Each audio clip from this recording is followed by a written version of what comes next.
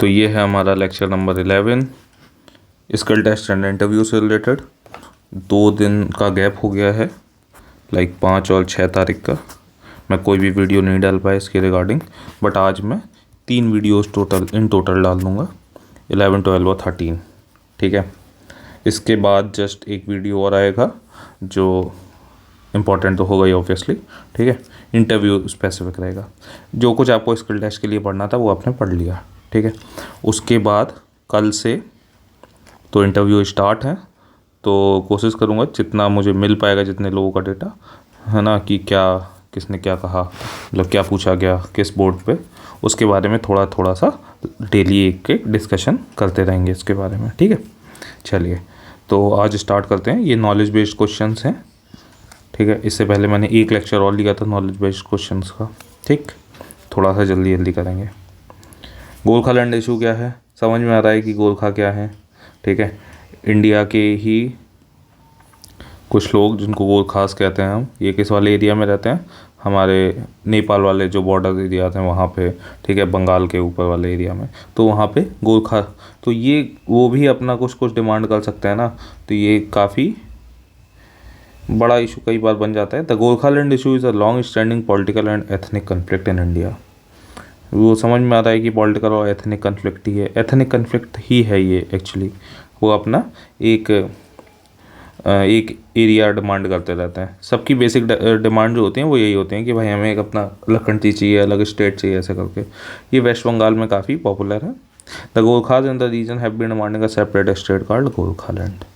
ठीक, उनका कल्चरल और एथनिक डिफरेंसेस की वजह से वो चाहते हैं कि वेस्ट बंगाल से थोड़ा अलग हटके, है ना, वो एक गोरखालैंड बनाए। ठीक, the issue has led to periodic protest and violence over the years. ठीक, तो क्या है, गोरखास का खुद का कन्फ्लिक्ट। ठीक, चलिए आईबी और रॉ में क्या डिफरेंस है।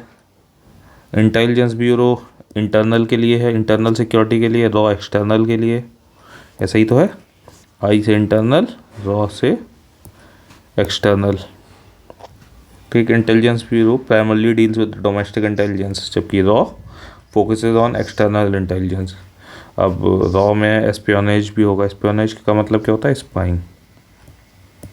और कोवर्ट ऑपरेशंस भी होते हैं, किसी को बिना बताए सामने वाले को निपटा देना, या ना अपने दुश्मनों को ख़त्म करते रहना। ठीक, तो सिंपल सा फंडा है कि इंटेलिजेंस ब्यूरो जो है वो internal security and inside borders जितने भी थ्रेट्स हैं उनको न्यूट्रलाइज करने का काम करती है, और रॉ वो एक्सटर्नल जितने भी इश्यूज़ हैं उनके साथ डील कर रही होती है। ठीक है, काफ़ी हद तक दोनों का काम सेम ही है, बस बॉर्डर्स के अंदर, बॉर्डर्स के बाहर। ठीक, इमोशनल इंटेलिजेंस क्या होता है और इंटेलेक्चुअल इंटेलिजेंस क्या होता है, पूछते हैं कई बार, ये बहुत काम की चीज़ें हैं। Emotional intelligence relates to the understanding and managing one's own emotions and emotions of others. तो अपने इमोशंस के साथ मिसअंडरस्टैंड नहीं होना है पहली चीज़, और दूसरे के इमोशंस को समझना है, उसके साथ डील करना है, क्योंकि इंडिया जो है ना वो एक इमोशनल कंट्री है। आप इतने सारे एथनिक कन्फ्लिक्ट होने का रीज़न ही यही है ना कि इनके इमोशंस कहीं ना कहीं इनके एथनिसिटी से जुड़े हुए हैं, है ना। तो इनके जो हिस्ट्री है वो उसको छोड़ना नहीं चाहते हैं, ज़्यादा चेंजेस नहीं चाहते हैं, अपने कल्चर के साथ बहुत इमोशनल है। वो कन्फ्लिक्ट के रीजंस हैं, तो इमोशनल हो के ही सारे काम हो सकते हैं, और आधे ज़्यादा डिसीजंस अपने इंडिया में वैसे ही लिए जाते हैं। ऑब्वियसली सारे नहीं, एडमिनिस्ट्रेटिव जो डिसीजंस होते हैं वो सिर्फ प्योरली एडमिनिस्ट्रेशन की तरह होते हैं, लेकिन हमारे मतलब लाइक जो एडमिनिस्ट्रेटिव ऑफिसर्स भी होते हैं वो उनको भी एथिक्स पढ़ाए जाते हैं, आर्ट एंड कल्चर पढ़ाया जाता है, क्योंकि भाई इंडिया के लिए बहुत इंपॉर्टेंट है ये। तो इमोशनल इंटेलिजेंस क्या है कि आप उसके सामने वाले की अंडरस्टैंडिंग और मैनेज कर सकें आप सामने वाले के इमोशंस के और अपने इमोशंस के साथ, है ना। आप खाली सिर्फ इमोशंस में ना रहें, दूसरी चीज़ें भी देख सकें, लेकिन बिना इमोशंस के भी काम ना करें, क्योंकि आप खुद ही समझिए, आपको पता ही नहीं है कि सामने वाले के लिए किसी एक पत्थर की, कोई एक पत्थर है उसकी कितनी इम्पोर्टेंस हो सकती है। अगर आप उसको नहीं समझेंगे तो फिर वो कन्फ्लिक्ट ही क्रिएट करेगा। ठीक, और ऐसा ही इंटेलेक्चुअल इंटेलिजेंस, ये भाई प्रॉब्लम सॉल्विंग है, कितना नॉलेज है, क्या रॉ डेटा है, उस पर डिपेंड करता है। ठीक है ना, अब वही बात है कि 5 लोग हैं किसी एक शहर में, तो 4 को इस चीज़ की रिक्वायरमेंट है, एक को नहीं है, तो हमें समझना पड़ेगा डेटा के अकॉर्डिंग ये वाला डिसीजन लिया जाए, ठीक है ना, ताकि वो एरिया ग्रो कर सके। चलिए, commercial intelligence, gathering of information about businesses, competitors, market trends, industry developments. अपनी जो भी बिज़नेस है उसको ग्रो करने के लिए जो भी इंटेलिजेंस का रिक्वायरमेंट है कि यार हमने ये टेक्नोलॉजी लेके आए, अब हमें ये भी लाए। लेकिन अभी आपने देखा ना, ओपन एआई आया, ओपन एआई को माइक्रोसॉफ्ट ने ख़रीदा, है ना। घर पे मेटा गया, उसने देखा कि यार ये तो फ्यूचर हो सकता है, हमें भी कुछ करना पड़ेगा। इन्होंने भी कुछ, गूगल का बार्ड है ना, मेटा का कुछ और है, तो गूगल था, उसने भी अपना बार्ड लॉन्च कर दिया, गूगल का बार्ड आ गया, ठीक है। तो ये एक इंटेलिजेंस ही है, कमर्शियल इंटेलिजेंस है, वरना ये मार्केट पूरा कैप्चर कर ले जाएंगे, गायब हो जाएगा, है ना। तो वो है डिफरेंस। क्या है इंटेलिजेंस और इन्फॉर्मेशन का?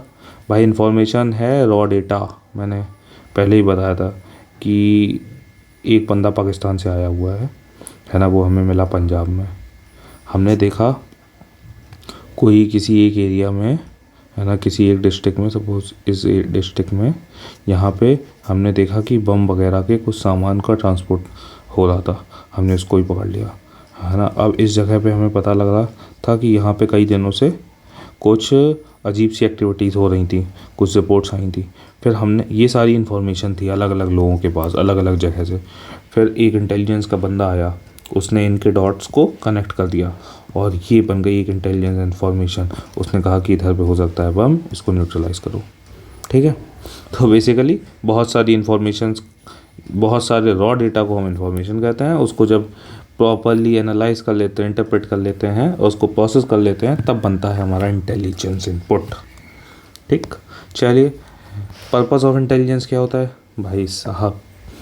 How to gather info for the purpose of intelligence. Purpose of intelligence तो पता ही है ना, हमारे थ्रेट्स, जो भी थ्रेट्स हैं उनको न्यूट्रलाइज करना, ठीक। और क्या, क्यों, हाउ टू, कैसे करते हैं भाई? जिस हिसाब का है आजकल टेक्निकल सर्वेलेंस, ठीक है, टेक्नोलॉजी बहुत वास्ट हो गई है, बहुत इंपॉर्टेंट हो गई है, ठीक है। ह्यूमन सोर्सेज तो हैं, इन्फॉर्मेंट और स्पाइस, ठीक है। ओपन सोर्स रिसर्च हो गई, डेटा एनालिसिस हो गया, है ना। और टेक्निकल सर्वेलेंस में क्या क्या आ जाएगा? सोशल मीडिया आ जाएगा, उसके phone numbers, contacts, bank details, इन सब में क्या क्या एक्टिविटीज़ हो रही हैं, ठीक है ना, ये आ गया। तो कैसे करते हैं ये देखो, ये इसमें बहुत छोटे छोटे पॉइंट्स में लिखे हैं सारे आंसर्स, आपको जब बताना होगा तो उसको मतलब ब्रीफ में ही बताना है, लेकिन टेक्निकल सर्वेलेंस एक पॉइंट नहीं बोलना है ना। Technical surveillance included social media things, bank account activities, ऐसे करके बताना है, ठीक है ना। काउंटर इंटेलिजेंस क्या होता है कि किसी के इंटेलिजेंस, कोई बंदा है और वो हमारी भी तो इन्फॉर्मेशन ढूंढ रहा होगा कि कुछ पता लग जाए। सपोज करो कि हमारा तमिलनाडु का कुंडलकुलम है, एक कुंडनकुलम न्यूक्लियर पावर प्लांट। अब वो क्या चाहता है कि इसके अंदर की एक्टिविटीज़ हमें पता चल जाए, तो हमें अपने इंटेलिजेंस के बंदों को इस बात के लिए ट्रेन करना पड़ेगा कि यहाँ की इन्फॉर्मेशन बाहर भी ना जाने पाए, और अगर कोई है तो उसको हम पकड़ पाए कि भाई ऐसे कैसे तुम दिमाग लगा रहे हो। तो दूसरे कंट्रीज़, दूसरे एनिमीज़ के जो इंटेलिजेंस है उनको काउंटर करने के लिए, ताकि हमारी जो क्रूशियल इन्फॉर्मेशन है वो उन तक ना पहुँच पाए, ठीक है, वरना वो प्लान कर सकेंगे और भी चीज़ें। Is the activity of preventing and countering espionage, हमारी जासूसी ना हो जाए, सबवर्जन ना हो पाए, other intelligence related threats bye identifying and neutralising foreign intelligence operations, ठीक।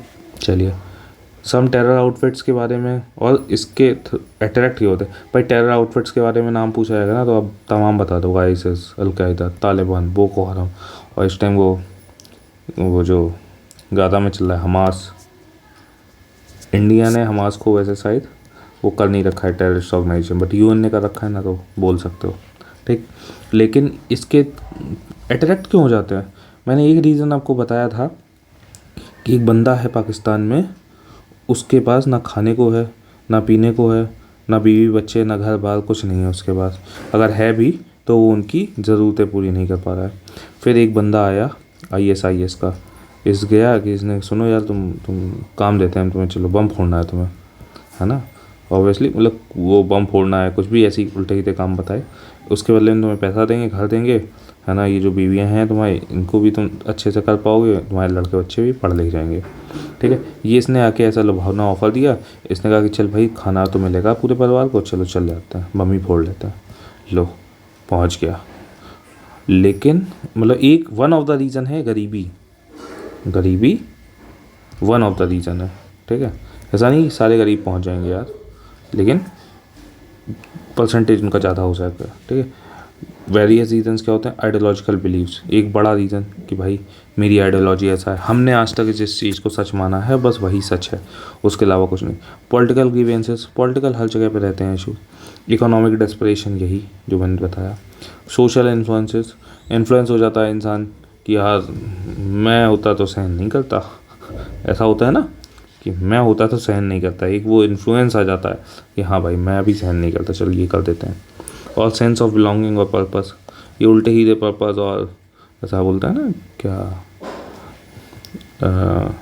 जो बियॉन्ड अर्थ होता है, बियॉन्ड नेचर होता है, क्या बोलते हैं उसको, जन्नत वाला हिसाब, ठीक है ना वो। तो ये सारे एक इनके रिलीजियस बिलीव्स जो हैं उसकी वजह से भी होता है कुछ लोगों के, ठीक है। तो अपने आइडियोलॉजिकल बिलीव्स, रिलीजियस वर्ड कहना सही होगा कि नहीं होगा, बट आइडियोलॉजिकल बिलीव ज़्यादा सही लग रहा है ना। चलिए ध्यान रखिएगा कि बहुत जब इसका आंसर दें तो बहुत न्यूट्रल रह के आप इस बात को जस्टिफाई कर सकें, हमेशा ध्यान रखिएगा।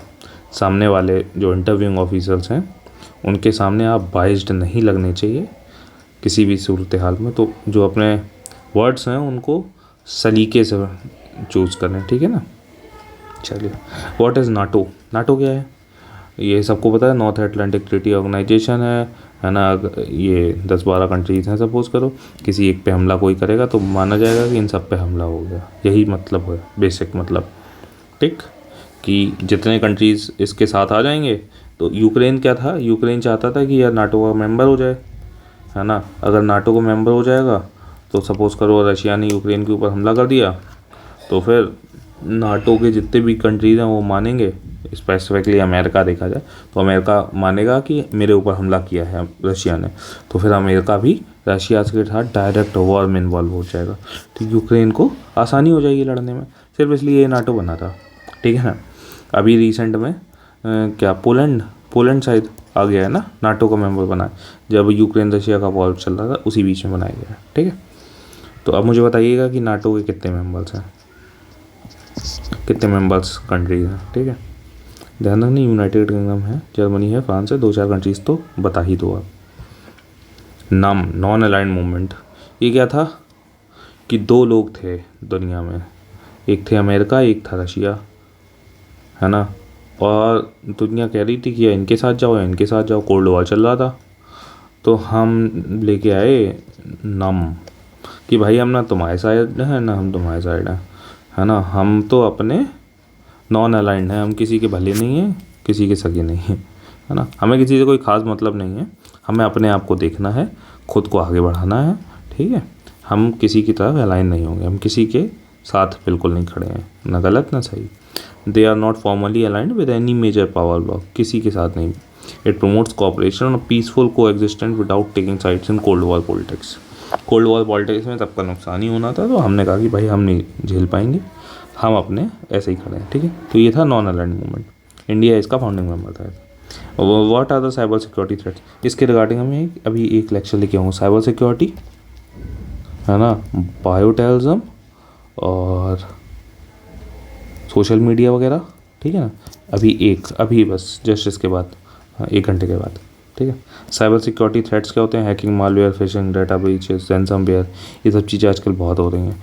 जमतारा सुना होगा, डिस्ट्रिक्ट, ये सॉर्ट ऑफ साइबर सिक्योरिटी है, क्योंकि बैंकिंग फ्रॉड्स यहाँ से हो गए, ठीक है, बहुत सारे।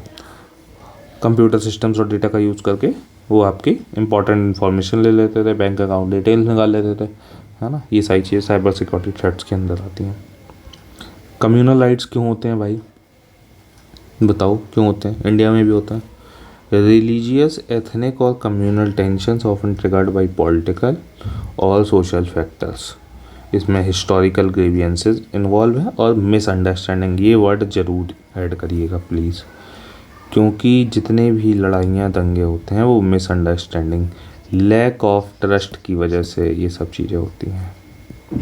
और इमीडिएट कॉजेज़ कुछ और ही होते हैं, लेकिन इनका इमीडिएट कॉज वो कॉज इसलिए बन पाता है क्योंकि दो कम्युनिटीज़ के बीच में ट्रस्ट नहीं डेवलप होता है।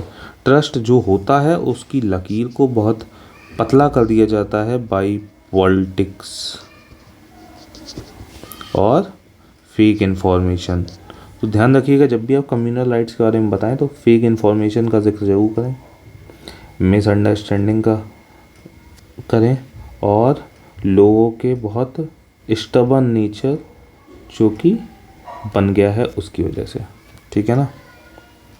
चलिए, व्हाट डज जिहाद मीन, एक इस्लामिक कॉन्सेप्ट है। ठीक है, इसका मतलब क्या था कि होली वॉर है ना, और आर्म्ड स्ट्रगल करना किसके लिए, अपने उसके क्या रिलीजन सीरियस बेनिफिट्स के लिए, ऐसा करके। ठीक है ना। डेट मीन स्ट्राइविंग और struggling in various ways including in a spiritual और मोरल कॉन्टेक्स्ट। ठीक, इलॉजिकल। जो जिहाद का वर्ड मीनिंग, वो आपने एक नाना पाटेकर की मूवी सुन देखी होगी, नाना पाटेकर की, है ना, जिसमें जिहाद वाला एक कॉन्सेप्ट बताया था। आप यूट्यूब पे डालोगे ना तो भी वो आ जाएगा, वो काफ़ी फेमस डायलॉग है। ठीक है, क्योंकि जिन्होंने पढ़ा नहीं होता है वही उसके बारे में सबसे ज़्यादा ज्ञान देते हैं। ठीक है ना। सॉरी, वो मिक्सी चल रही है।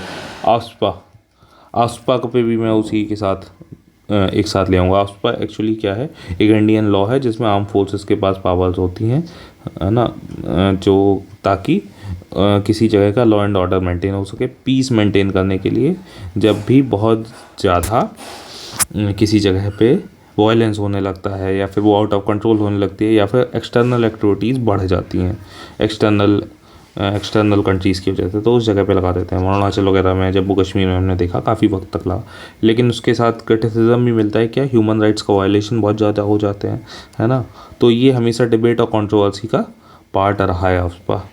ठीक है, कुछ फैक्ट के बारे में बात कर सकते हैं। वैसे ये थोड़ा सा मतलब वैसे ऑल टाइम चर्चित रहता है, लेकिन इस टाइम पे थोड़ा सा कम चर्चित है, ऐसा बोल सकते हैं। लेकिन आपको पता होना चाहिए, arm forces special powers act है, आर्मी के पास बहुत ज़्यादा पावर्स चली जाती हैं, एब्सोल्यूट पावर्स पहुंच जाती हैं, आप बोल सकते हो ऐसा। ठीक है, इंसर्जेंसी और पब्लिक ऑर्डर को मेंटेन करने के लिए इसकी ज़रूरत पड़ती ही है भाई। ठीक, चलिए, थैंक यू। और कल से इंटरव्यू है तो प्लीज़ अच्छे से पढ़िएगा। और थैंक यू फॉर 140 सब्सक्राइबर्स। बहुत बढ़िया, मैंने 2 दिन कोई काम नहीं किया, मतलब कोई वीडियोस नहीं डाली, स्टिल सब्सक्राइबर्स बढ़े मेरे, है ना। चलिए, very good, thank you, bye.